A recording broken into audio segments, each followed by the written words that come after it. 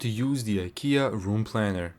So here I am on Ikea.com, and if we scroll down, we're gonna see a bunch of stuff that we can work off from. So let's say I want to start from the bedroom. Let's select workspace here. I want to design my workspace, and we can open a design that already exists, or we can start from scratch. For the sake of the video, I'm gonna start from scratch.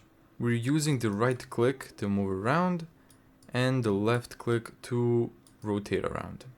Now let's click customize room, and from here what we can do is just copy your walls that you have. So let's split the wall here. We can split the wall here again. Now what we can do is delete this window. From here, let's select windows. Let's go traditional windows. Let's put one here. Let's duplicate. Put another one here. So now click done. And once you got your room layout together, now we can start adding stuff.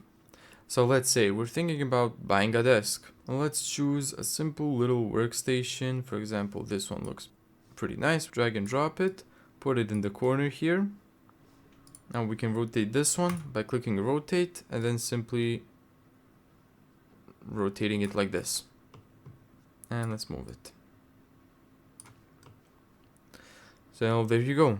Now let's go to the summary, and there you go. This all costs about £600. And from here you can order the stuff that you selected. Thank you so much for watching this video. If you found this tutorial helpful, make sure to give it a thumbs up and subscribe. And as always, see you in the next video.